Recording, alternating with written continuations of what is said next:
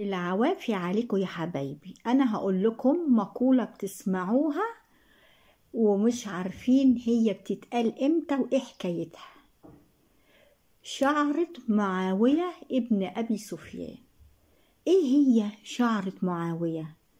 حكاية معاوية حكم بلاد الشام 40 سنة وقضى على الفتن. فسألوه الناس: انت حكمت الفترة الطويلة ازاي وقدرت تسيطر على الناس؟ قال: خليت بيني وبين الناس شعرة، اذا هم شدوا انا رخيت، اذا هم رخوا انا شديت. عارفة يا حبايبي، انا شرحتها لكم ببساطة.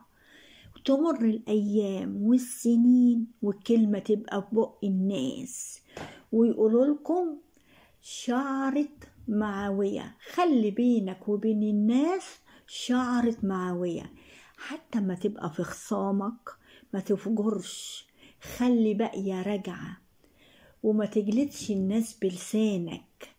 لو جلدت الناس كرهوك، محدش بيحب جلاده، واللي ما تعوز وشه النهاردة تعوز قفاه بكرة. ها يا حبايبي، خليكم كده لسانكم حلو، وخلي حتى بزعلكم باقية راجعة. اللي انت مش هتعوزه النهاردة هتعوزه بكرة، ويبقى يقول عشان مصلحته. وكمان تعذروا الناس، اوجد لأخاك 70 عذر، عشان انت اما تغلط هتلاقي اللي يسامحك برضه. لو انت قاسي واللي جاي يتأسف لك ومش عايز تقبل العذر ولا الأسف، ما انت برضه بتغلط، كل بني آدم خطاء. يعني وانت ملك عشان تلاقي اللي يسامحك. إذا نسيت إساءة غيرك أحبوك.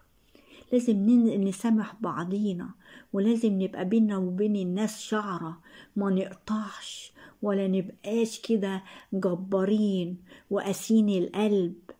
كده مفيش حد بيعيش لوحده، لو عشت لوحدك هتموت قهر والوحدة تأثر العمر. خلي المحبة بينك وبين الناس، خلي شعرة بينك وبين الناس، شعرة معاوية.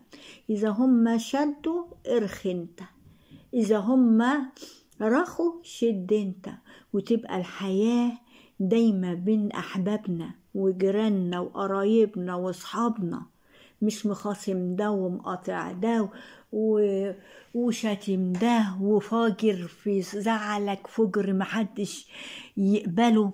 حتى ما تيجي تصالحهم يبقى هم في نفسهم كده مرارة منك.